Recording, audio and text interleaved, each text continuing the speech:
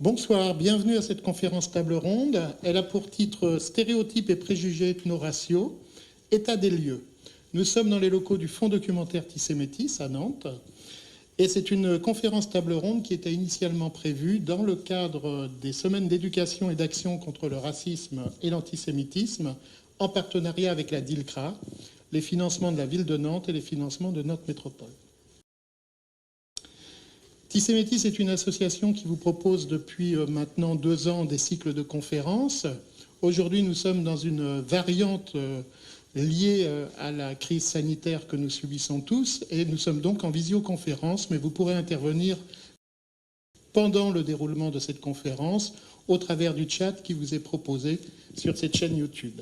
Je vous remercie d'être très concret et très concis, surtout dans vos questions, pour que l'on puisse y répondre rapidement.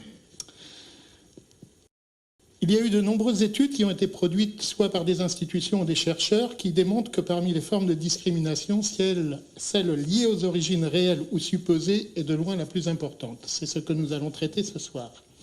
Que ce soit en termes de mesures de fait, de signification des concepts, d'évolution et d'innovation juridique ou encore la multiplicité des acteurs impliqués.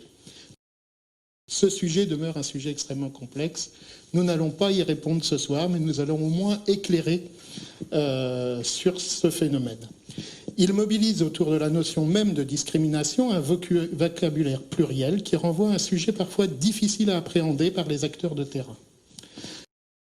Ainsi, par exemple, de quelle manière les notions de race et d'ethnicité font partie des principaux critères de classement qui, au sein d'une société, permettent de différencier et de hiérarchiser les groupes sociaux.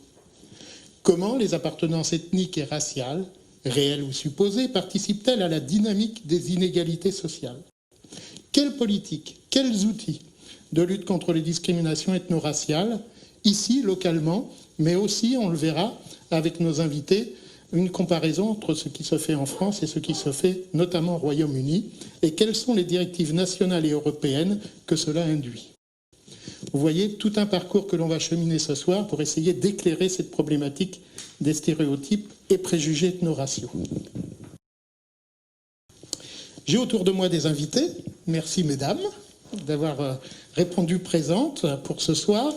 J'ai madame Nada Afiouni, qui est maîtresse de conférences à l'Université du Havre. Vous travaillez sur les politiques publiques de gestion de la pluralité culturelle et religieuse, la citoyenneté, bien sûr les discriminations, le sujet principal de ce soir, et les identités nationales en France et en Grande-Bretagne. Madame Marie-Christine Serrato de Benetti, directeur en sciences politiques, chercheuse associée à l'Institut de recherche et d'études sur le monde arabe et musulman, l'IRMAN. Elle est l'auteure d'un ouvrage que nous vous recommandons ce soir, sur lequel nous allons vous faire un focus, la lutte contre les discriminations ethno-raciales en France, avec un sous-titre un petit peu provocateur, de l'annonce à l'esquive, sur la période de 1998 à 2016. C'est un ouvrage qui est paru en 2018.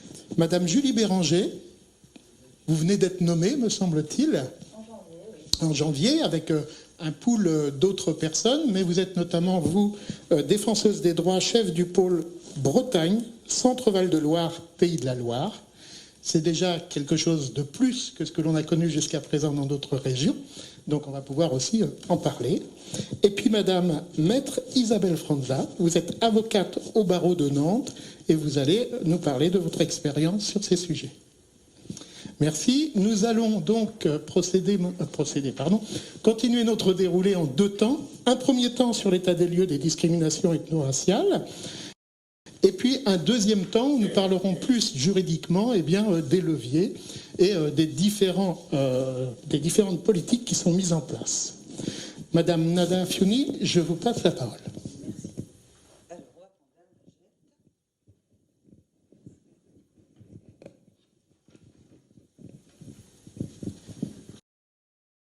Moi, aujourd'hui, je vais en fait vous parler du Royaume-Uni et plus particulièrement, je dirais, de l'Angleterre et du Pays de Galles. Donc c'est pour ça que j'utiliserai plutôt le terme Grande-Bretagne. Et je vais parler aussi des discriminations et de la façon dont les Britanniques se sont saisis de cette question des discriminations et un peu vous apporter un éclairage historique rapide sur la façon dont le Royaume-Uni s'est emparé de la question des discriminations et de la lutte contre les discriminations. Il est évident, la comparaison est un exercice assez difficile parce que les politiques de gestion de la pluralité, les politiques en général et plus particulièrement les politiques de gestion de la pluralité culturelle sont ancrés et ils sont modelés par des histoires nationales. Et c'est vrai qu'on a là deux pays complètement différents. D'un côté, la France, république laïque, et de l'autre, une monarchie parlementaire où le monarque, la reine, est à la tête de l'Église anglicane. Donc il n'y a absolument pas de séparation. Vu du Royaume-Uni, en fait, la France est illisible.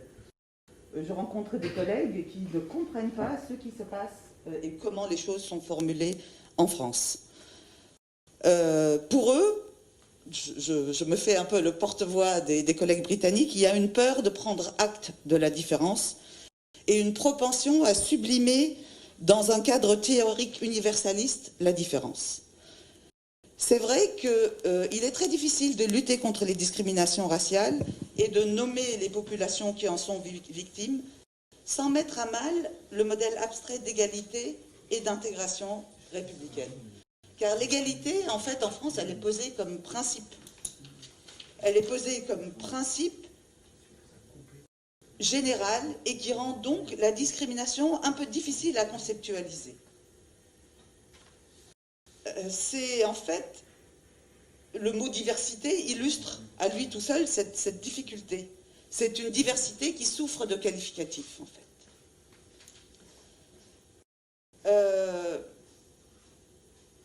Par ailleurs, alors là c'est une première différence, le point commun que la France et la Grande-Bretagne ont, c'est que toutes les deux ont été des grands empires coloniaux.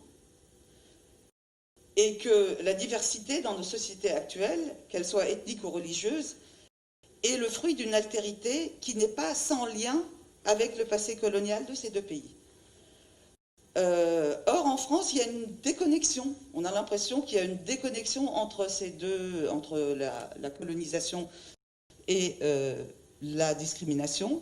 Et je trouve que cette déconnexion appauvrit l'analyse sur l'altérité. Car quand on parle de diversité, les groupes qu'on délimite sont des groupes sociaux marqués par une marginalisation historique, sociale et genrée. Et le passé colonial, et ça a été bien exprimé en fait en Grande-Bretagne, permettez-moi cette petite phrase anglaise, c'est « We are here because you were there ». On est là parce que vous étiez là-bas. Et donc, à partir de ces deux points, je vais revenir rapidement au Royaume-Uni et à l'arrivée des populations issues des colonies du Commonwealth sur le territoire britannique, dans les îles. La première chose, c'est qu'ils avaient le statut de citoyen. Et ça, je crois que pour vous, juristes, vous verrez que c'est une notion importante. Ils étaient citoyens, donc ils pouvaient voter et être élus à partir de 6 mois de résidence au Royaume-Uni. Et cela depuis 1948. La deuxième chose, c'est qu'en Grande-Bretagne, il n'y a pas de cadre général pour garantir l'égalité de droit. Juste à titre d'exemple, la loi sur les droits de l'homme a été adoptée par le Parlement britannique en 1998. Donc, en 1960, il n'y avait aucun texte juridique qui interdisait la discrimination. Et il n'était pas rare d'avoir des affiches écrites dans l'ordre, pas de chiens, pas de noirs, pas d'irlandais. Et c'était légal. Donc, il s'est avéré très vite, à partir des années 60, qu'il fallait construire un arsenal législatif pour interdire les discriminations et garantir une égalité d'accès. Et cet arsenal législatif s'est exprimé très vite en termes de race, parce que l'objet de la discrimination était bien la couleur. Et c'est ainsi que va se construire ce qui est appelé les Race Relations Act, les lois sur les relations raciales, qui vont commencer en 1965 et qui vont garantir une égalité d'accès. Et c'est non pas une égalité absolue ou une égalité théorique. Donc ces lois vont être étendues des transports au logement, etc., jusqu'à la loi, je dirais, centrale, qui est celle de 1976, qui va parler de discrimination raciale. C'est toujours le Race Relations Act, la relation sur les lois sur les relations raciales, mais qui va définir, et c'est très important pour la suite de notre débat, qui va définir deux types de discrimination, la discrimination directe et la discrimination indirecte. Et va également définir le harcèlement et la victimisation. Et donc, c'est des notions qui sont maintenant dans la loi britannique et qui sont depuis 1976, et elles vont progressivement mener à la nécessité de chiffrer, d'avoir une image claire à un moment donné de qui sont les populations qui souffrent de discrimination. Et également, le quantitatif était nécessaire pour rendre la notion de discrimination indirecte opérationnelle dans les tribunaux britanniques. Non sans débat, dans les années 70 et 80, il y a eu énormément de débats en Grande-Bretagne sur l'introduction de questions ethniques dans le recensement national. Le recensement national est une très vieille institution britannique qui remonte au 19e, qui a lieu tous les 10 ans. Et en 1991, après donc des débats qui ont duré toutes les années 80, le recensement va introduire pour la première fois une question qui a trait à l'appartenance ethnique, et c'est une autodéclaration de la personne qui s'identifie comme appartenant à un groupe ethnique. Les catégories ont fait énormément de débats chez les chercheurs. C'est un mélange de différences physiques visibles, d'origine nationale et d'origine géographique. Parce qu'il y a une distinction entre noirs des Caraïbes et noirs africains. Il y a des catégories qui s'appellent mixed, white and black, et puis il y a des catégories indiens, pakistanais, etc. Donc c'est un mélange. Et ces catégories-là, c'est très intéressant de voir qu'elles sont redéfinies tous les 10 ans, parce que cette question est maintenue dans le recensement depuis 1991, et donc il y a eu des catégories nouvelles en 2001, en 2011, et là on attend 2021 parce que la question est maintenue. C'est à quoi sert d'avoir une image? C'est comme prendre la température, en fait. Ça ne guérit pas de la discrimination. Par contre, ça donne un outil de mesure à même d'évaluer une situation donnée, et aussi, et ça peut intéresser pas mal de nos décideurs publics, mais aussi d'évaluer l'efficacité d'une telle mesure. Parce que quand on prend une image chiffrée à un moment donné, on peut, après une certaine politique, la comparer 4 ans plus tard et voir si cette politique qui a été mise en place pour lutter contre tel ou tel type de discrimination est-elle efficace. Et donc, la Grande-Bretagne va vraiment se saisir de cet outil statistique, ce qu'on appelle le ethnic monitoring, le monitoring ethnique, et qui est l'outil principal des pouvoirs publics de lutte contre les discriminations. Quand j'ai dit, je reviens par rapport au temps, alors je ne sais pas, je n'ai aucune idée du temps. 2 minutes, donc je ne vais pas développer plus. Par contre, ce que je voulais dire, c'est qu'on entend souvent dire que la Grande-Bretagne est en net recul par rapport à la politique de gestion de la pluralité. Peut-être que le discours politique sur le multiculturalisme, effectivement, il y a un réel recul discursif par rapport au multiculturalisme comme modèle de société, mais le recensement ethnique reste au cœur des politiques publiques, et le vote de la loi qui s'appelle, en 2006, Equality Act, une loi qui s'appelle la loi sur l'égalité, qui a d'ailleurs été désignée en Angleterre comme un peu française comme approche, parce que d'un coup, toutes les luttes des discriminations, les lois contre les discriminations sexuelles, sexistes, sur les discrimination au handicap, toutes ces lois-là ont été mises sous la grande étiquette de l'égalité. Et ça a été réitéré en 2010, et c'est la grande loi d'égalité et les droits de l'homme, Equality and Human Rights Act de 2010, qui, pareil, regroupe toutes ces lois antidiscriminatoires qui ont été votées à partir du milieu des années 60 sous cette grande loi de l'égalité, mais elle oblige les organismes publics à collecter des données sur l'ethnicité, alors il y a 7 catégories qui sont protégées par la loi de 2010 et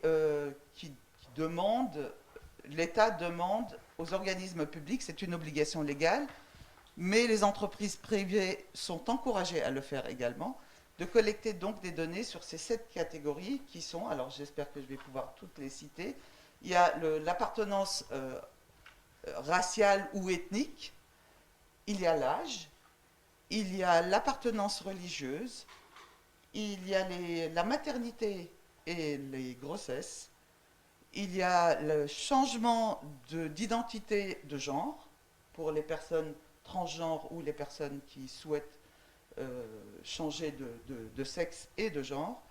6, il y a les orientations sexuelles. Voilà. Et donc, les organismes publics peuvent fournir, et sont dans l'obligation de fournir, dans un délai de 4 ans, une image tous les 4 ans des politiques mises en place d'accompagnement pour éviter les discriminations pour ces 6 catégories, dites catégories protégées par la loi de 2010. Et donc, obligatoirement, ça passe par des questionnaires, ça passe par des formulaires. Et comme je dis toujours à mes étudiants, ça ne nous choque pas en France qu'on nous demande, quand on remplit un dossier, quel est le métier des parents. Et pourtant, ça n'a rien à voir, mais c'est effectivement pour avoir des statistiques des statistiques sociales, et qui permettent en fait de renseigner. Et que ça a été un outil à une époque pour lutter, effectivement, et pour permettre une égalité d'accès à tous les enfants de différentes classes sociales. Merci voilà. beaucoup. Merci pour cet éclairage. On voit déjà sur cette première approche que l'on a une grande différence, à la fois sur bien la manière d'opérer, la méthode, qui est très différente, avec des interrogations, parce que nous, en France, on n'est pas habitués à toutes ces catégories, et puis la notion d'égalité est peut-être différente dans celle qui est inscrite au fronton de nos écoles et celle qui est pensée pour les anglo-saxons, mais voilà, c'est ce que l'on interroge ce soir. Donc, Madame Serrato de Benetti, je vais vous laisser la parole sur cette partie plus nationale. Oui, donc, est-ce que ça fonctionne? Oui. Eh bien, nous arrivons... la question des discriminations raciales se pose en France singulièrement plus tard, puisqu'elle se pose officiellement en 1998, et par quelque part une impulsion européenne, qui d'ailleurs, comme l'a dit Nada Afiouni, vient aussi des luttes des anglo-saxons et en Grande-Bretagne particulièrement. Et pourtant, nous sommes un pays d'immigration, comme ça a été dit, et pourtant, la question de l'égalité et des discriminations avait été posée aussi dans les années 80. Alors, en même temps, cette arrivée...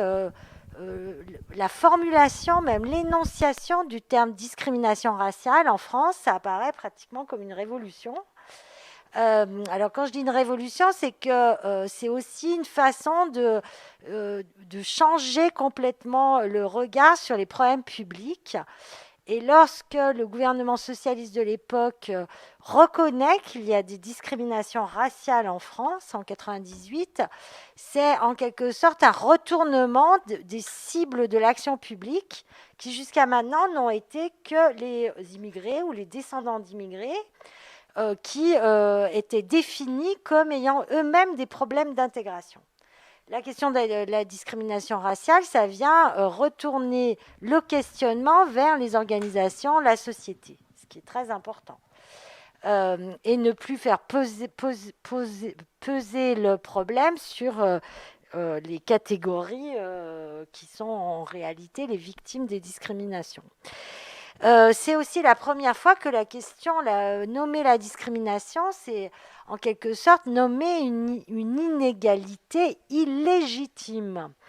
Et donc, c'est aussi la première fois que, on va dire que la place des immigrés, des descendants d'immigrés, des minorités ethno-raciales, on va dire, non pas au sens qu'ils sont moins nombreux, mais au sens où ce sont eux qui vivent le racisme et les discriminations raciales, et donc ils sont défavorisés dans l'échange social.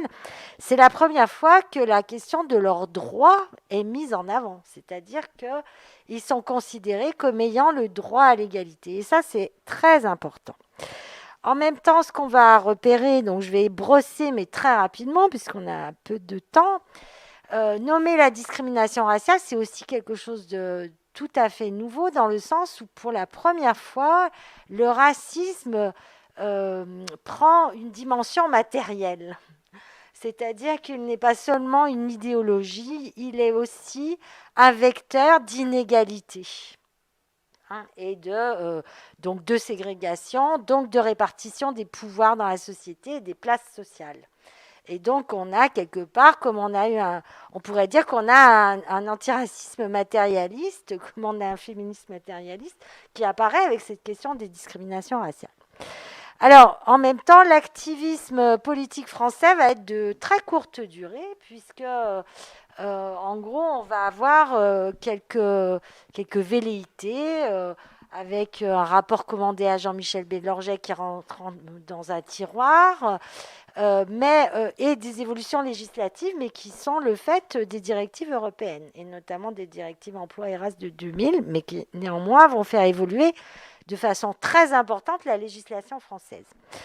Ce qu'on va repérer très rapidement, c'est que d'une part, on va repérer rapidement l'effacement du terme racial, au profit d'une lutte contre toutes les discriminations. Donc ça, c'est une chose. Et cette lutte contre toutes les discriminations, alors c'est intéressant la comparaison peut-être avec la Grande-Bretagne. En France, elle va arriver en même temps que une prise en charge juridique, et notamment par la HALD, qui va elle aussi, en tant qu'institution, incarner une lutte contre toutes les discriminations et notamment essayer de promouvoir d'autres critères discriminatoires que le critère racial. Alors même que, d'après les enquêtes, notamment Trajectoire et Origine, c'est le premier motif de discrimination en France. Ça, c'est la première tendance, une universalisation de la lutte contre les discriminations. L'autre tendance, c'est la territorialisation, on pourrait dire délocalisation. Pour moi, c'est une façon d'éloigner à la fois le problème et l'action des lieux de pouvoir. C'est-à-dire que cette lutte contre les discriminations raciales, elle va s'inscrire dans une politique qui est une politique subalterne, on va dire, puisque justement, elle est le contraire des politiques de droit commun, qui est la politique de la ville. Et donc, elle va être déléguée aux villes et avec des moyens qui étaient des moyens minimes, en dehors, évidemment, des évolutions législatives. Et donc, cette territorialisation de l'action, ça va avoir des conséquences, notamment évidemment, de circonscrire, en fait, le problème des discriminations raciales à certains champs, notamment le champ de l'emploi, qui est un champ légitime, parce que l'Europe s'y intéresse. Mais localement, il est extrêmement compliqué pour des acteurs, y compris motivés, de faire admettre que la discrimination raciale se produit dans l'éducation nationale, dans la police, dans les politiques sociales, dans le logement social. Et donc tous ces champs qui sont des champs soit régaliens, justice, police, soit des politiques sociales, logement social, santé, sont des champs où le déni des discriminations raciales est encore aujourd'hui extrêmement actif en France. Ça me permet de dire 2 mots sur cette acception psychologique, voire psychanalytique, qui a caractérisé, c'est Didier Fassin qui a écrit un article très intéressant qui s'appelle Du déni à la dénégation, c'est-à-dire que comment expliquer que ce pays, effectivement, qui met sur tous ses frontons de mairie et d'institutions publiques, égalité, liberté, égalité, fraternité, ne peine tant à reconnaître qu'il existe des discriminations raciales. Voilà. Et donc, ce que dit Didier Fassin, c'est qu'on est passé d'un déni total, c'est-à-dire vraiment, ça n'existe pas, à des formes de dénégation, et que moi, dans mes travaux, j'ai effectivement analysé, puisque c'est aussi un frein énorme à l'action de lutte contre les discriminations. Parce que comment lutter contre un problème qui n'existe pas? Bon, voilà.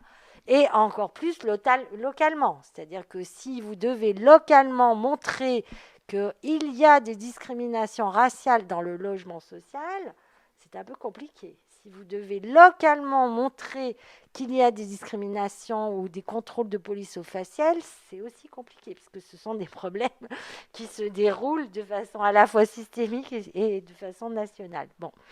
Donc, ces formes de dénégation, elles consistent d'une part à minimiser le problème, à dire que ce serait l'affaire de quelques-uns qui sont mal intentionnés.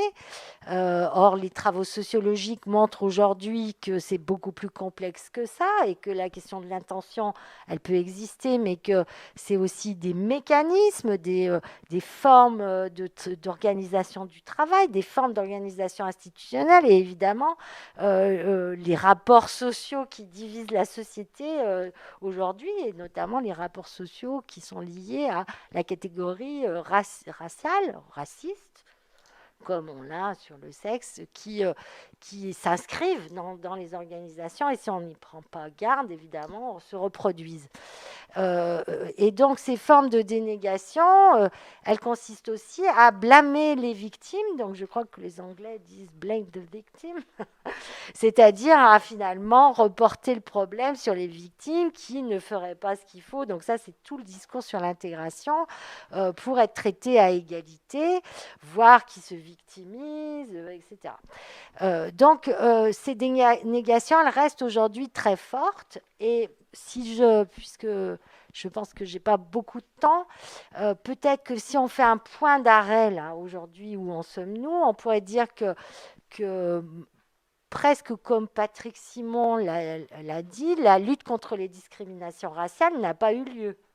Voilà. Néanmoins, nous avons quand même des avancées juridiques, et ça, la représentante du défenseur des droits pourra en parler, puisque dernièrement, le défenseur des droits, Jacques Toubon, qui aujourd'hui a laissé sa place, a été une des rares institutions à porter un discours politique sur les discriminations raciales.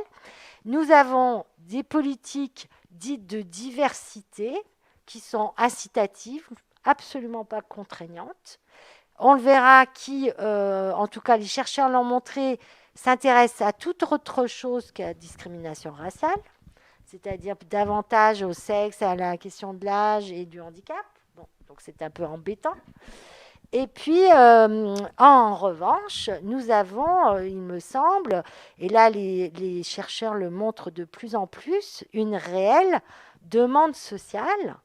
C'est-à-dire que lorsque vous interrogez les personnes qui vivent les discriminations raciales, elles font état de ce problème qui, pour elles, est un problème essentiel. Or, ça reste un problème qui n'est pas entendu, puisqu'on a aujourd'hui, y compris, alors on voit qu'on a quand même cette coalition de causes émerge dans la société. C'est-à-dire qu'aujourd'hui, il y a des militants, il y a des chercheurs, on a quelques mesures qui commencent à montrer l'ampleur du problème, et dans le même temps, on a des réactions très vives pour faire taire les voix qui commencent à émerger. Voilà. Merci beaucoup. Je vous demanderai juste un éclairage d'une minute supplémentaire, puisque dans votre ouvrage, vous parlez d'esquive. Vous avez bien démontré qu'il y a une appropriation aujourd'hui du politique, du juridique sur ces questions. Pourquoi alors parler d'esquive ? Merci de la question. Oui, je montre que ça n'est pas frontal, c'est-à-dire que personne n'a jamais dit nous ne voulons pas lutter contre les discriminations raciales. Et donc la façon de ne pas traiter le problème, de ne pas le reconnaître, pour moi, c'est 3 formes d'esquive. On a une esquive d'une politique nationale par une politique locale, dont j'ai parlé. Une esquive de la reconnaissance du problème des discriminations raciales en nommant plutôt les territoires, c'est-à-dire les banlieues, et donc des discriminations territoriales, d'ailleurs jusqu'à reconnaître aujourd'hui le critère du lieu de résidence, qui n'est pas du tout un critère de désignation des personnes, voilà. Donc on peut vraiment s'en étonner, c'est plutôt la conséquence de la ségrégation qui crée la discrimination. Donc 2 façons d'esquiver. Et enfin, une 3e façon d'esquiver cette politique et ce problème, c'est d'avoir construit, et ça c'est l'effet de la territorialisation des politiques, d'avoir traité ce problème avec des instruments qui sont des instruments techniques, incitatif. Bon, il y a le droit, mais très peu démocratique. Et donc, la question, elle est technicisée. Donc, on a des chartes, des labels, des diagnostics, des formations. Et contrairement à la politique d'intégration, elle est très peu idéologisée. C'est-à-dire qu'aujourd'hui, on n'a pas de discours politique construit sur cette question des discriminations raciales. Et donc, je pense que c'était aussi une façon d'esquiver le problème et la politique que de construire des outils comme un label diversité, par exemple. Voilà. Merci beaucoup pour ce dernier éclairage. Mesdames, vous avez peut-être déjà de premières interpellations qui arrivent sur ce qui vient d'être dit et puis sur effectivement les dispositifs qui existent. On aura la deuxième partie qui sera beaucoup plus sur ces dispositifs, mais déjà en réaction, si vous voulez bien prendre la parole à votre gré. Je vais comment ? Alors, c'est bon ? C'est donc Madame Béranger. Donc Julie Béranger, oui, chef de pôle pour le défenseur des droits, notamment dans les Pays de la Loire. Donc juste pour resituer, le défenseur des droits, c'est une institution qui a été créée en absorbant plusieurs autres institutions, autorités administratives indépendantes. Donc il a été créé en 2011 et notamment a absorbé l'ancienne ALDE dont vous avez évoqué, que vous avez évoqué tout à l'heure, et qui effectivement avait été créée sous aux obligations de directives européennes qui demandaient à l'État français de se doter d'un organisme en charge de la lutte contre les discriminations raciales. Et finalement, a été créée une institution à un champ beaucoup plus large, puisqu'on a intégré d'autres critères de discrimination dans l'activité de cette institution. Donc, en tant qu'héritier de la HALDE, le défenseur des droits intervient sur 2 volets. Un volet protection, on reviendra dessus, qui consiste à traiter des réclamations, et on abordera les avancées, en tout cas les grandes décisions qui ont permis de faire évoluer le débat judiciaire sur les discriminations en lien avec l'origine et les discriminations raciales, mais aussi un volet promotion des droits par lequel il fait des actions, alors soit de communication, de sensibilisation du public, mais aussi d'interpellation des pouvoirs publics. Et sur ce sujet-là, justement, cette année, en juin 2020, le défenseur a publié un ultime rapport sous l'égide, sous l'ère de M. Toubon, qui a quitté ses fonctions en juillet dernier, un rapport consacré justement aux discriminations en lien avec l'origine et émettant un certain nombre de recommandations sur l'urgence d'agir aujourd'hui. Alors Tout ça pour dire que effectivement les constats qui ont été faits juste avant sont partagés par l'institution dans ce rapport, notamment sur l'insuffisance, voire l'inexistence de politiques publiques et l'inexistence de politiques publiques ciblées sur l'origine et le fait que la lutte contre les discriminations en lien avec l'origine s'est noyée dans la politique de la ville, dans des concepts plus larges qui sont les mesures pour la diversité, etc., mais où on n'a pas un discours et une politique globale sur la discrimination raciale. Donc ça, c'est effectivement évoqué très longuement dans ce rapport. Et donc avec un certain nombre de préconisations, je ne vais pas détailler là parce qu'on en aurait pour longtemps, mais pour vraiment remettre cette question au cœur des politiques publiques nationales et locales. Donc c'était juste en réaction pour compléter cet élément-là. À votre avis, puisque vous l'interrogez là dans votre dernière partie de prise de parole, il faut séparer les politiques dites d'égalité des politiques de lutte contre les discriminations. Il faut réellement avoir un empan complet d'outils et de prise de politique sur les discriminations. Sur les discriminations raciales, tout à fait. C'est le sens d'un certain nombre de préconisations, de vraiment en faire un sujet de lutte, de politique de lutte contre les discriminations spécifiques. Merci. Mesdames, est-ce que l'une d'entre vous veut intervenir ? Maître Franza, donc vous êtes avocate au barreau de Nantes. Oui, je ne suis pas spécialisée dans le droit social. Hein. Par contre, j'ai plein de choses à dire en réaction. Je suis un petit peu gênée parce que, tu vois, par exemple, le pôle judiciaire antidiscrimination, j'apprends qu'il existe ce soir. Alors, je suis peut-être pas très douée, je suis peut-être pas très bien informée, mais je parie que tous mes confrères sont dans le même cas. On est 1200 à Nantes. On est dans la ville avec un passé esclavagiste immense. On devrait être au taquet et on ne l'est pas. On est aussi dans la ville, et moi c'est plus là que je suis concernée, dans la ville qui gère le registre de l'état civil des enfants nés à l'étranger, des Français nés à l'étranger. C'est une compétence nationale et c'est là que je vois, moi, tout ce qui se passe. Tout ce qui se passe.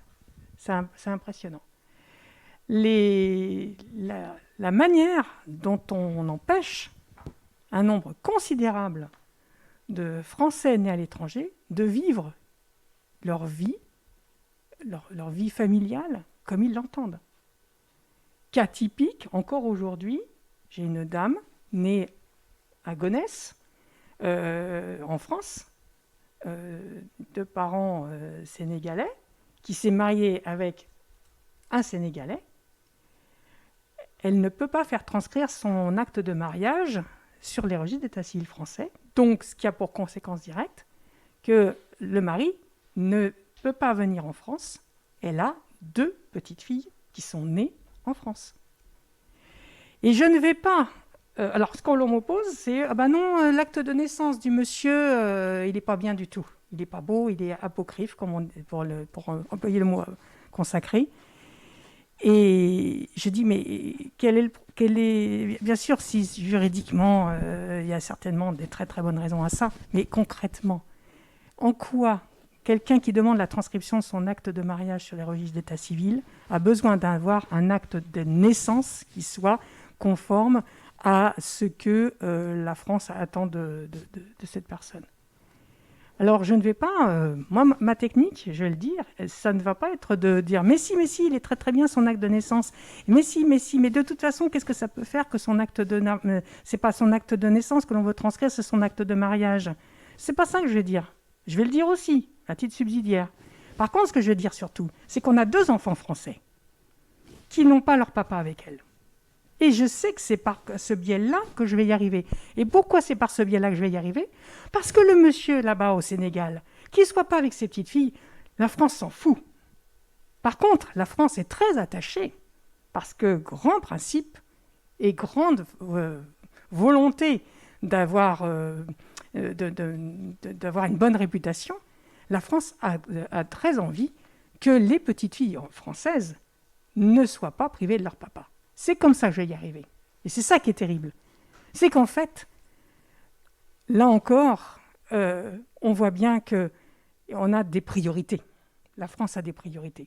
La France a des priorités et la France, surtout, s'amuse, par le biais de ces contrôles des actes de naissance et des actes de mariage qui sont faits à l'étranger, de continuer toujours et encore à expliquer comment doivent être gérés l'état civil à l'étranger.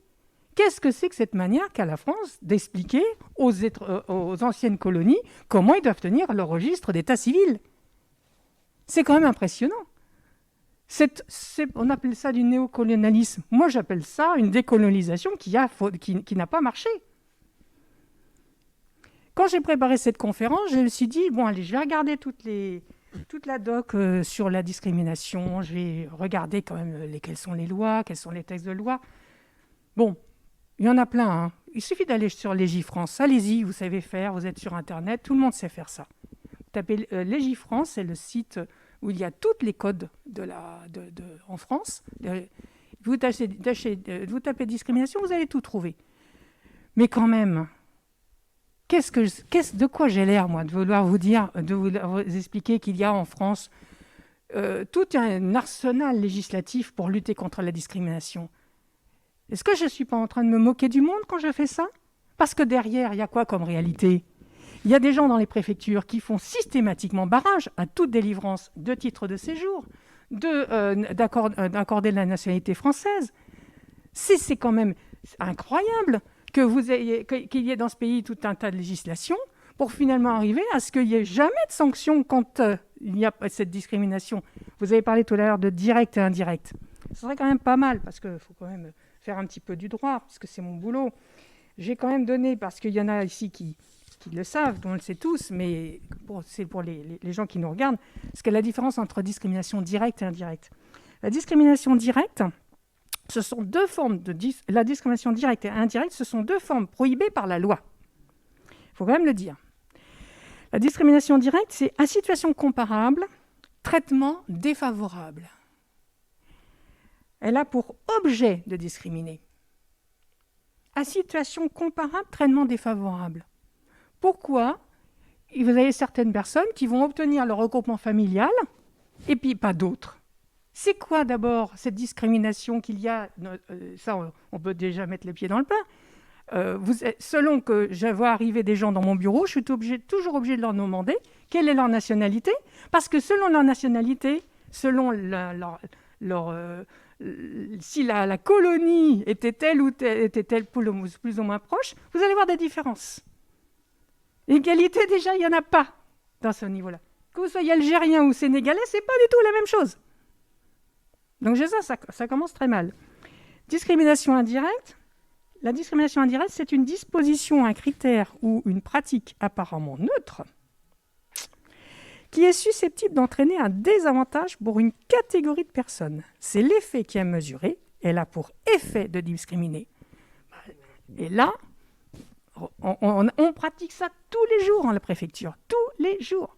Et cette absence de publicité, excuse-moi, mais c'est n'y est pour rien, mais sur le pôle anti-discrimination au tribunal judiciaire de Nantes, fait partie de ce mouvement général qui est de dire qui se débrouille. Ils sont au courant, tant mieux pour eux. Ils ne savent pas, tant pis pour eux.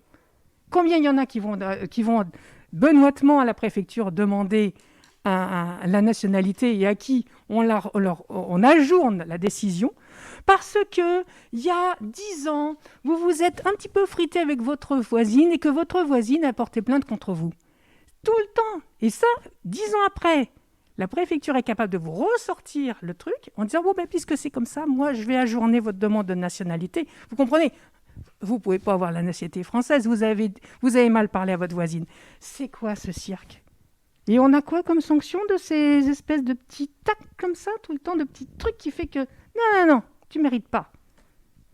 Merci Ça vient de beaucoup. loin. Merci On en reparlera beaucoup pour tout à cet l'heure. éclairage. Je suis obligé de vous couper la parole. Ah ben, je pourrais parler des heures. Hein. Nada voulait dire un mot un peu en réponse ou en réaction. Donc voilà, je voulais abonder un peu dans votre sens en donnant des exemples qui ont trait à l'état civil, mais par rapport à la mort, et là, et l'accès aux cimetières, qui sont des cimetières publics en France, qui sont régis par les communes, s'avère très difficile pour certaines populations qui ont décidé de s'intégrer et donc d'enterrer les leurs sur le territoire de la République, mais qui n'ont pas de place pour multiples raisons. Et la laïcité, par exemple, si on veut parler des musulmans en particulier, la laïcité n'est pas remise en question avec la création de carrés confessionnels, puisque ça a été redit à plusieurs reprises par les différents ministres de l'Intérieur, que la création de carrés confessionnels au sein des cimetières municipaux ne porte absolument pas atteinte à la laïcité. Néanmoins, beaucoup de maires refusent de créer des carrés confessionnels. Et moi-même, pour avoir interrogé, en fait, parce que ça fait partie de mes recherches depuis déjà 6 ans, de travailler sur l'espace funéraire et l'égalité d'accès à l'espace funéraire en France et en Grande-Bretagne, pas mal de maires disent « Oui, mais vous savez, on en prend un, ils viennent tous ». C'est incroyable, on voit ce discours, en fait, discriminant, qui s'applique aussi, au niveau du territoire de la mort. C'est qu'on a peur, en fait, si jamais on ouvre un carré confessionnel, ils vont tous venir se faire enterrer ici. Comme si c'était un problème en soi, en fait. Discriminer de la naissance à la mort. Voilà. Oui. Juste une petite aparté. Dans le film Indigène, on voit cet immense cimetière qui, là, pour le coup, il y a un vrai carré confessionnel. Et ça ne dérange personne. Donc, il y a bien le problème, il est comme je disais, ça vient de loin. Et vous me voyez venir, ça vient de la décolonisation, ça vient de la manière dont tous les tirailleurs sénégalais, qui n'avaient pas le droit du tout à être indemnisés, il a fallu ce film Indigène pour que Bernadette Chirac dise à son mari, dis donc, il faudrait peut-être quand même faire quelque chose. C'est quand même extraordinaire qu'on en soit arrivé à avoir besoin d'un film pour faire penser qu'effectivement, il y a peut-être un petit souci. Le fait de ne pas pouvoir rapatrier son corps a posé énormément de problèmes. Les cimetières français n'étaient pas adaptés à l'accueil de toutes les populations. Et on ne parle pas des décès liés au Covid, du décès tout simplement, qui venait justement impacter des municipalités qui ne s'y étaient pas préparées, et d'autres, comme vous avez bien pu le dire, qui refusaient. Voilà. Je ne sais pas s'il y a eu des recours au niveau du droit, vous pourrez peut-être en parler tout à l'heure. En ce qui concerne l'état civil au Sénégal, je vais juste vous en dire un mot parce que j'ai un peu travaillé sur ce dispositif. Il est vrai que l'Europe, il y a maintenant une petite dizaine d'années, a offert gentiment un extraordinaire logiciel global pour enregistrer l'état civil sénégalais, alors que l'on en est encore à ce que l'on... Oui, voilà, aux audiences foraines, qu'on en est encore à des registres papier qui ont été mangés par tous les nuisibles qui pouvaient les atteindre. Et on voit bien que dans un pays où, de toute façon, l'informatique est ce qu'il est, c'est très difficile de mettre en œuvre ce type de solution. Donc c'était très difficile d'avoir le même dispositif que nous pouvons l'avoir en France. Et pour d'autres pays, c'est la même chose, voire pire. Donc vous avez tout à fait raison. Mais juste 2 minutes. En formation, nous avons eu le parquet qui est venu nous expliquer comment il fallait faire, nous les gens qui traitons des étrangers, de l'état civil des étrangers. On a une vraie difficulté à faire comprendre aux intervenants que la France n'a pas à venir se mêler de l'état civil à l'étranger. C'est quand même assez extraordinaire. Voilà, et pour eux, c'était tout à fait naturel de venir aider ces pauvres gens qui n'arrivaient pas à gérer leur état civil. Mais ils le gèrent comme ils en ont envie. Il y a une différence entre injonction et accompagnement. Oui, tout à fait. Voilà. Nous allons passer à la deuxième partie. C'est très passionnant, mais nous devons quand même suivre le temps qui nous est imparti. Et nous allons passer à la deuxième partie qui est plus sur les dispositifs juridiques, qui est sur les outils qui existent, juridiques et institutionnels, les limites de ces outils, les politiques publiques actuelles, qui sont modestes, limitées, mais, et on pourra peut-être faire quelques écarts sur ce qui se fait ici sur Nantes, parce qu'il me semble que Madame de Benetti, vous êtes aussi au cœur d'un dispositif aujourd'hui d'études, où vous suivez un dispositif. Avec lequel je parle aujourd'hui. D'accord. Eh bien, nous en dirons un petit mot. Et puis, en miroir, peut-être, la différence entre les outils qui existent en Grande-Bretagne et ce qui se fait chez nous en France. Et puis, bien les leviers d'action que vous possédez, mesdames. Je vous laisse peut-être dans le même ordre reprendre la parole sur cet ensemble d'outils. Entendu. Donc, effectivement, vous l'évoquiez tout à l'heure, le droit français contient un arsenal juridique assez étendu pour la protection contre les discriminations. Mais on constate quand même que ça ne marche pas et qu'on n'arrive pas à traiter le sujet. Alors, en tant que défenseur des droits, représentante du défenseur des droits, effectivement, cette institution a été créée pour mettre en place des politiques de lutte contre les discriminations et de protection des personnes. Alors, à ce titre-là, le défenseur est un outil, un des outils qui peut être actionné par les personnes pour protéger leurs droits. Notre organisation, juste en 2 mots pour que les personnes sachent comment on peut s'adresser à cette institution qui est chargée de cette mission de lutte contre les discriminations. Le défenseur des droits est à la fois un organisme qui est à Paris et qui traite de réclamations que reçoivent le public, mais aussi un organisme qui intervient au niveau territorial par un maillage territorial de délégués bénévoles qui interviennent dans le cadre de permanence d'accès aux droits et qui accompagnent les personnes qui s'adressent à eux dans le champ de la discrimination, qui est le champ de compétences de l'institution. À ce titre-là, le défenseur des droits a un certain nombre de pouvoirs qui lui ont été donnés par la loi organique qu'il a créée, et des pouvoirs qui permettent d'actionner des leviers que certains autres acteurs de la lutte contre les discriminations n'ont pas à disposition, notamment un système dans lequel les agents du défenseur des droits ont des pouvoirs d'enquête, de vérification sur place de situation, d'audition de personnes mises en cause, qui permettent d'essayer d'approcher et de mettre en exergue les discriminations dont peuvent être victimes des personnes, tant dans le logement que dans l'emploi, que dans l'accès aux biens et aux services. Et en n'étant pas uniquement sur le volet discrimination en lien avec la nationalité, mais évidemment les discriminations en lien avec l'origine, avec le lieu de résidence. Effectivement, vous évoquiez ces sujets.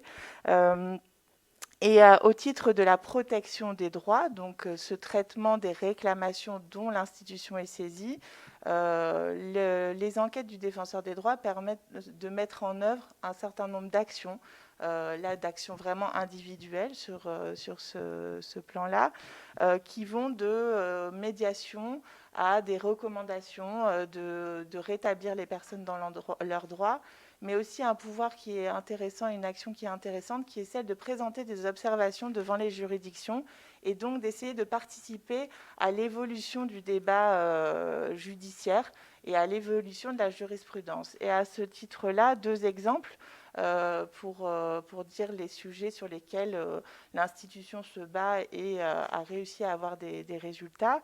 Un premier sujet qui date maintenant de 2014, qui a un dossier sur lequel le défenseur des droits est intervenu devant les juridictions jusqu'en cour d'appel et qui a permis de mettre en lumière le concept de harcèlement discriminatoire avec un seul acte. Quand on parle de harcèlement, on a une définition en tête qui est celle des actes répétés. Or, la loi de 2008, qui est la loi qui qui pose les grands principes de la discrimination dans le droit français, ne cantonne pas la définition du harcèlement à des actes répétés. Et dans la situation sur laquelle le défenseur avait été saisi, il s'agissait d'une situation dans laquelle un salarié avait retrouvé sur son casier une photo montrant un singe et son prénom dessous. Du coup, il n'y avait qu'un acte isolé, il n'avait jamais fait l'objet de brimades ou d'autres actes de la part de son collectif de travail, donc on ne savait pas trop identifier si c'était les responsables hiérarchiques, des collègues. Mais cet acte-là, en lui-même, a créé pour lui un environnement hostile, dégradant, humiliant. Et la Cour d'appel de Rennes, qui était saisie du dossier, a accepté de suivre l'argumentation juridique, alors pour le coup très juridique, du défenseur des droits, et de reconnaître ce concept de harcèlement par acte unique. Un autre exemple, c'est celui effectivement qui était évoqué de la discrimination systémique en lien avec l'origine, parce que je ne vais pas parler des autres combats, puisque ce n'est pas le sujet de ce soir, qui était un dossier pour lequel le Conseil de prud'homme de Paris a statué l'an dernier, concernant le sort de 25 travailleurs sans papier maliens dans une entreprise de BTP à Paris. Les dits travailleurs travaillaient dans des conditions de travail absolument épouvantables et au lendemain d'un accident du travail au cours duquel l'employeur n'avait pas voulu faire de déclaration, ont décidé de se mettre en grève et du coup ont été purement et simplement rayés de la carte de l'entreprise qui évidemment les employait de manière illégale, donc c'était circulé, il n'y a rien à voir. Donc le défenseur a été saisi et en lien avec l'inspecteur du travail qui avait fait un énorme rapport sur ce dossier, a pu intervenir au soutien des travailleurs qui attaquaient leur employeur devant le Conseil de prud'homme pour faire reconnaître déjà la relation de travail, les conditions de travail indignes et la discrimination, le traitement discriminatoire. Et à cette occasion, a émergé dans l'argumentation et dans les concepts celui de discrimination systémique, l'idée étant que ces personnes, ces travailleurs, étaient soumis à des conditions de travail particulièrement indignes parce que sans papier, mais parce que aussi d'une certaine origine, ils étaient tous du même village au Mali et ils travaillaient tous pour la même entreprise et dans cette entreprise avait pu être mis en lumière un système de hiérarchisation des tâches, les tâches les plus difficiles, les plus dangereuses étant réservées à ces travailleurs maliens qui intervenaient dans l'entreprise. Donc le Conseil de prud'homme a suivi cette argumentation sur le concept de discrimination systémique et on espère qu'il y aura d'autres dossiers qui pourront aller dans ce sens-là. Ça vous dit que ça a été jugé quand ? En 2019. Décembre 2019.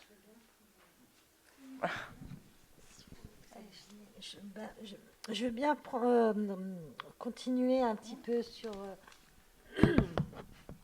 Effectivement, là, dans ce contexte de faiblesse de politique, c'est une pauvre politique en fait, on a quand même eu effectivement des avancées de jurisprudence et toutes les avancées de jurisprudence sur ces questions, elles sont liées à des positionnements du défenseur des droits.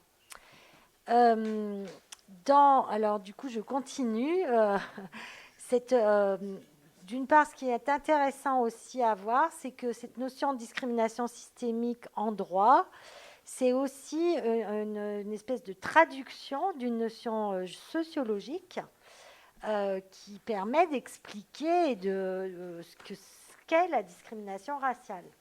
Et on a, devant les juridictions, l'utilisation de travaux sociologiques, là en l'occurrence les travaux de Nicolas Jounin, qui a fait sa thèse sur le racisme et les discriminations raciales dans le BTP.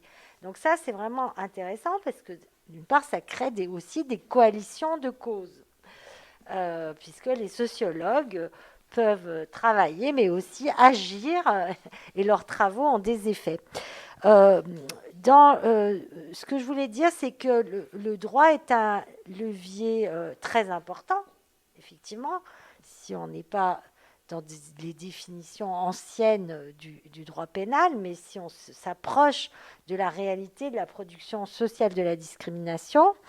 En même temps, il faut faire attention tout de même à ne pas être dans ce que une chercheure américaine qui s'appelle Christine Bumiller a appelé le modèle de protection juridique, qui est en fait le modèle qui fait que le droit donne toutes les possibilités aux personnes discriminées de s'en saisir, et finalement, si elles ne s'en saisissent pas, c'est elles qui sont comptables de la faiblesse de la politique. Donc, pour ça, je crois que nous avons des avancées pour ne pas laisser aux individus le fait d'être comptable ou non des avancées. Nous avons d'une part la question de l'action de groupe. Et là, par exemple, avec une jurisprudence, avec le groupe des Marocains qui travaillaient à la SNCF, qui est une grande victoire, voilà, les retraités marocains. Et l'autre levier, ça peut être aussi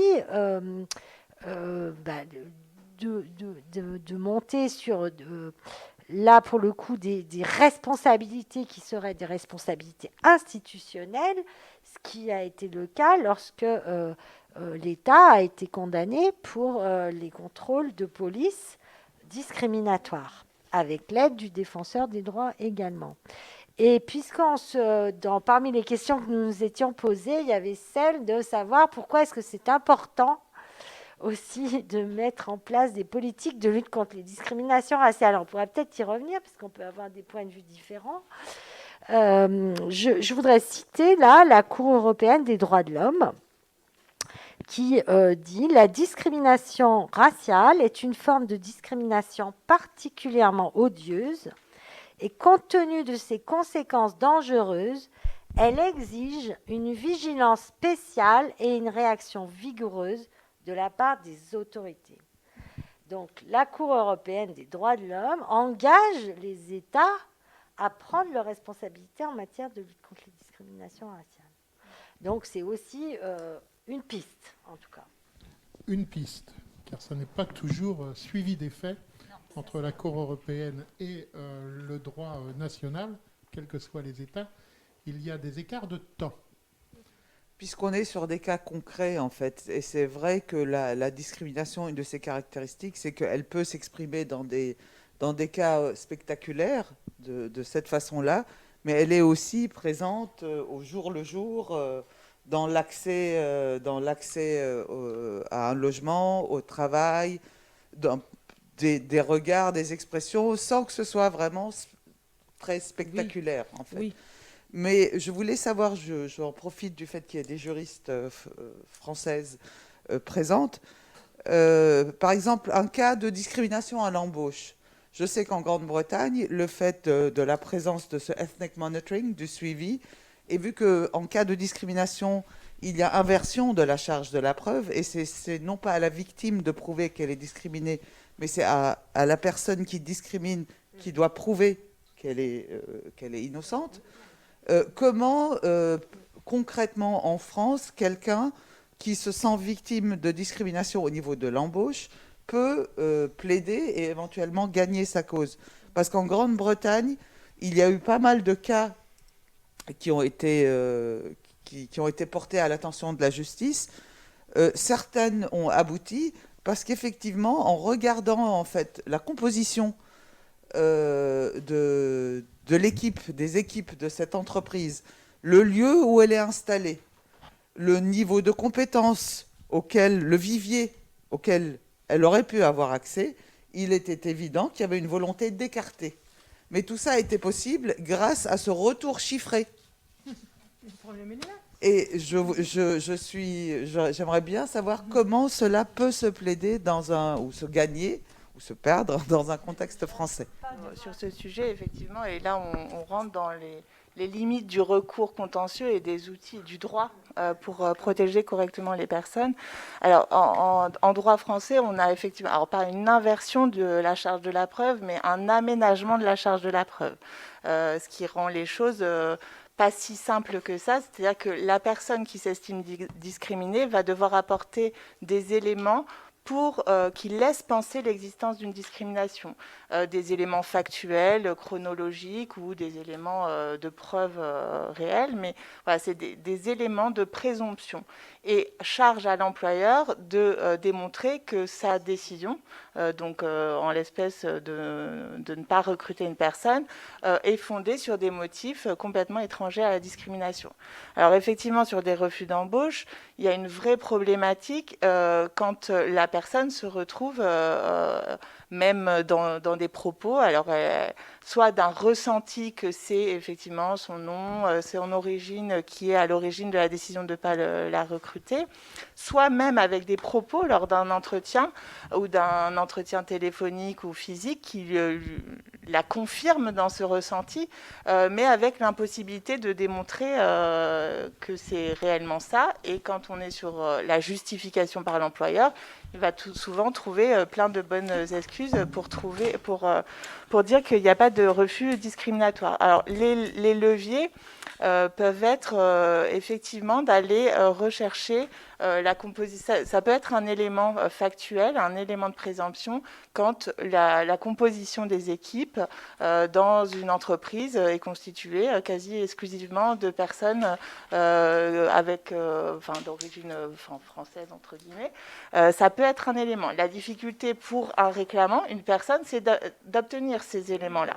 Donc la nécessité de passer soit par l'inspection du travail, soit par les syndicats qui peuvent faire des demandes de pièces, soit par le défenseur des droits qui, dans le cadre de ses pouvoirs d'enquête, peut être amené à obtenir ces éléments. Ça peut être aussi en obtenant les dossiers de candidature, mais ça, la personne toute seule ne peut pas, des personnes qui ont été dans la procédure de recrutement, et notamment le dossier de la personne qui a été retenue, pour pouvoir analyser est-ce que le CV, la candidature, a priori, était d'un niveau équivalent, ou est-ce que la personne qui n'a pas été recrutée, finalement, avait des compétences, aurait dû l'être. Voilà. Mais c'est vrai que c'est des outils que seul un justiciable va difficilement pouvoir obtenir pour permettre de faire avancer le débat judiciaire. Et c'est pour ça qu'on a une vraie difficulté aujourd'hui dans ce recours, dans les recours, dans l'inefficacité finalement des recours pour être un vrai outil de lutte contre la discrimination. Et c'est en ça que je disais qu'on a un arsenal juridique qui est bien. Il n'y a pas grand-chose à rajouter, voire quasiment rien. On a mis l'action de groupe récemment. Voilà. Sauf que devant le juge, dans le débat judiciaire, ça ne fait pas avancer la lutte contre les discriminations en lien avec l'origine. On constate qu'à peine 12% des personnes qui s'estiment discriminées ont cette démarche judiciaire. Et là, je parle plutôt pas volet pénal, mais volet même civil. Alors, il y a plein de raisons à ça. C'est que c'est un droit qui est complexe. Effectivement, même avec un aménagement de la charge de la preuve, ces éléments-là sont difficiles à obtenir. La longueur et le coût financier que peut représenter aussi une démarche judiciaire. Le coût psychologique aussi de mener ce type de combat vu la longueur. Donc voilà, tout ça, ce sont des obstacles qui montrent l'insuffisance du débat judiciaire pour protéger les personnes. D'où la nécessité de politiques publiques sur le sujet. Moi, je voulais réagir aux chiffres qui sont donnés par Adia, qui viennent d'ailleurs corroborer ce que moi j'avais comme impression dans ma pratique. J'allais dire que la plupart des plaintes, quand elles sont prises par nos policiers qui, justement, aussi participent énormément à cette impossibilité pour les victimes de discrimination de voir aboutir des recours, parce qu'il faut d'abord commencer par pouvoir porter plainte. Or, combien on en a j'ai des clients qui me disent j'ai voulu porter plainte, mais les flics n'ont pas voulu prendre ma plainte. On en est là. Donc ça, c'est pas anecdotique. Et les chiffres qui sont donnés par Adia, je dirais, c'est presque une insulte pour tous ces gens, pour toutes les victimes. C'est pas parce qu'elles n'ont pas porté plainte, c'est parce qu'on n'a pas voulu prendre la plainte. Là, pour arriver. Oui. En tant qu'avocate, vous conseillez à vos clients de saisir directement le procureur de la République? Les plaintes directes au procureur? Justement, j'évalue d'abord des gens qui viennent me voir pour me dire j'ai été discriminé, c'est super rare. Les gens ne font pas cette démarche-là. Faut que ça. De contournement. Et puis quand ils viennent m'expliquer, je leur dis mais il va falloir nous donner la preuve. On a toujours un gros problème avec la preuve. Bon. Parce que c'est lié aussi à la fameuse définition de la discrimination directe. À situation comparable, traitement défavorable. Comment vous pouvez dire que vous avez eu un traitement défavorable justement quand vous n'avez pas l'ensemble des dossiers? Voilà.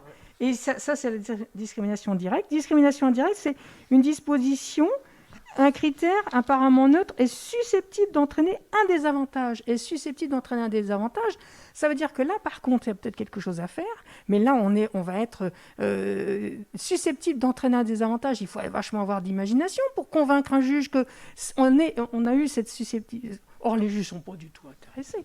On n'a qu'à voir au prud'homme avec quelle réticence. Moi, j'avais entendu un juge au prud'homme me dire par rapport au harcèlement, vous savez, le harcèlement, c'est quand même assez exotique.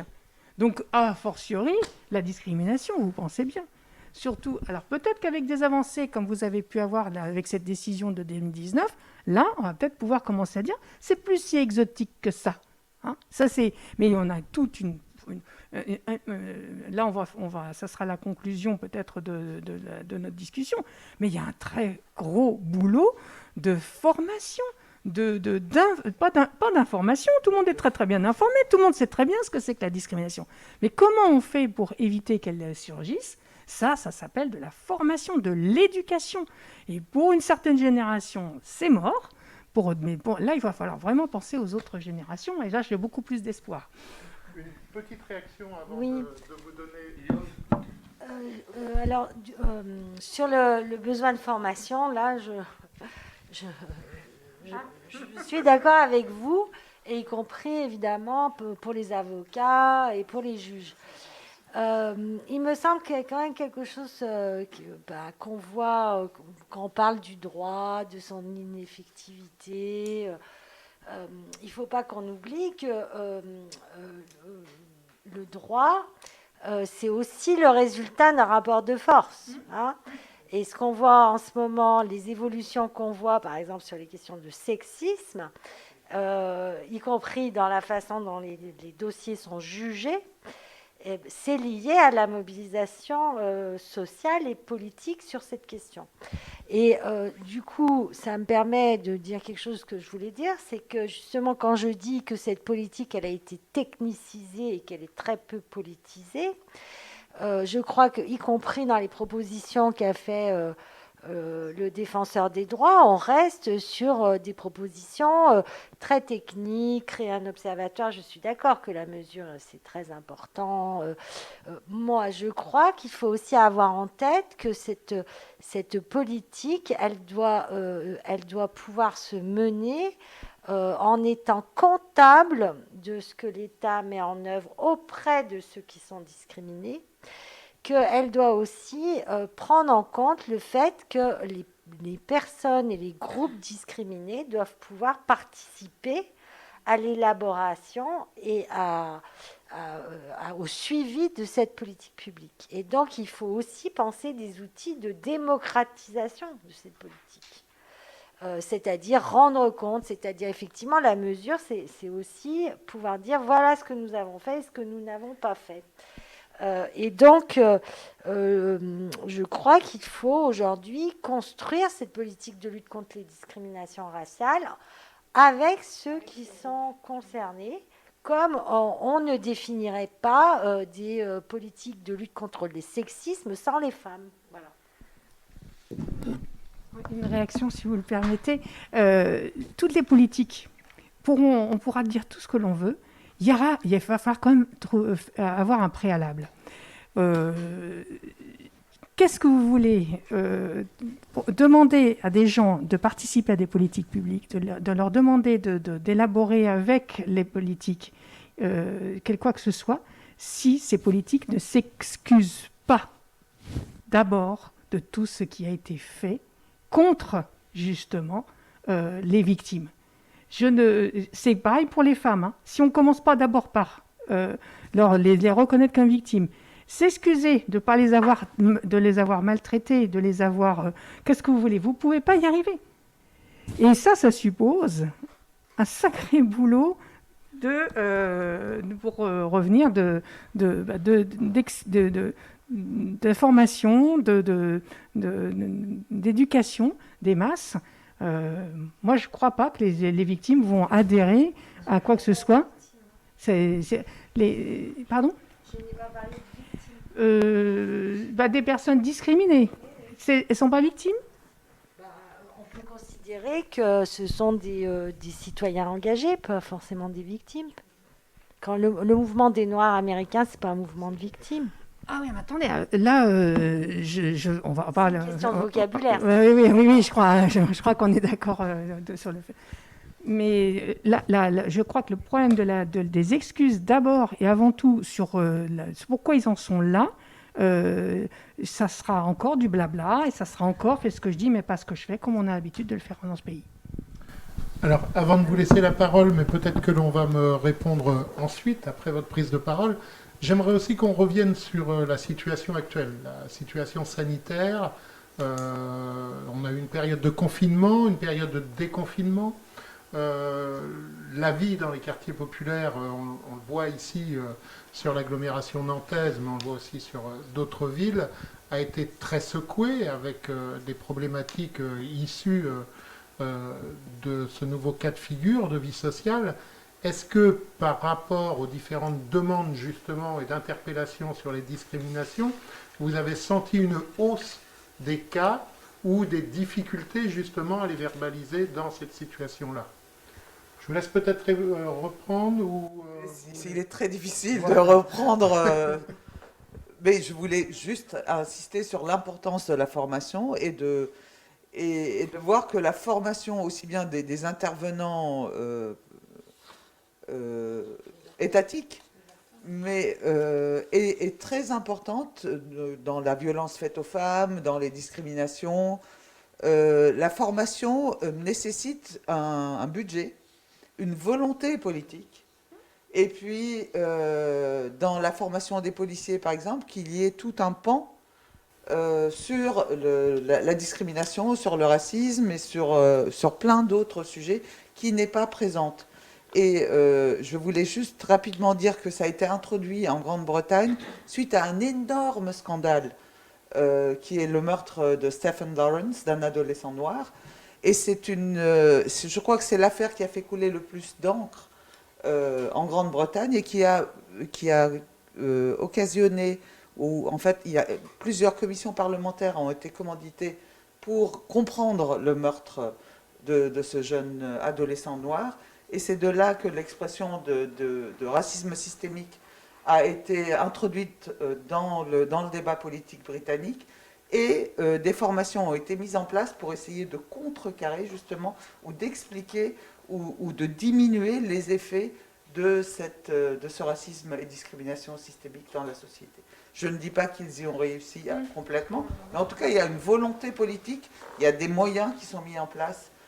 Les résultats se font attendre, mais il y a quand même par rapport à la situation française des résultats. Je reviens donc Voilà. au recentrage sur les quartiers populaires, quartiers dits QPV, politique de la ville et autres, et où une forte densité de population s'est retrouvée aussi confrontée à cette problématique, quartier dit prioritaire, sur des critères qui sont étatiques et pour lesquels il y a eu de nombreuses difficultés. Alors, un tout petit mot par rapport à ça. Effectivement, ce qu'on a pu constater, et M. Toubon l'a rappelé à plusieurs reprises lors de ses interventions pendant et après le confinement, c'est que le confinement a eu pour effet vraiment de mettre en lumière les inégalités sociales, même si on les voyait, mais de manière très forte, et a exacerbé les discriminations dont peuvent être victimes notamment des personnes d'origine étrangère ou perçues comme telles.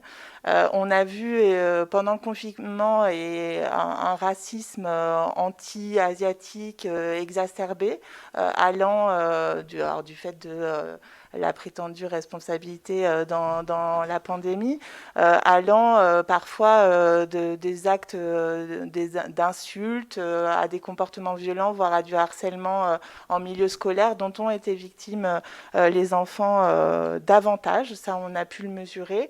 Par ailleurs, les réseaux sociaux et certains médias ont véhiculé aussi l'image des personnes vivant dans les quartiers comme des personnes indisciplinées par rapport au confinement, et cette image-là a été vraiment véhiculée par ces biais-là. Et plusieurs études ont montré par ailleurs l'impact particulier qu'a pu avoir le confinement sur les personnes vivant dans les quartiers, qui ont été parfois plus touchées par le virus du fait des métiers qu'elles pouvaient exercer. Donc finalement, des populations qui ont été moins confinées que d'autres franges de la population, parce que occupant des emplois qui ont continué à fonctionner pendant le confinement. Donc ça, c'est des études qui ont pu être mises en lumière par rapport aux préjugés et aux discriminations raciales notamment, et en lien avec l'origine pendant le confinement. Et moi, je peux rajouter un petit mot par rapport justement à la crise sanitaire. Il est évident que la Seine-Saint-Denis, par exemple, a connu des taux de mortalité plus élevés que le reste, et que, effectivement, comme vous l'avez dit, ça s'expliquait par différentes raisons, dont la proximité ou la nature de travail qui a continué lors de la crise sanitaire. Et c'est vrai que cette façon d'être doublement touchée, en fait, dans cette zone de la Seine-Saint-Denis, se voit à travers le rapatriement ou la mort et l'impossibilité de performer le rituel de deuil, que ce soit sur place ou à l'étranger.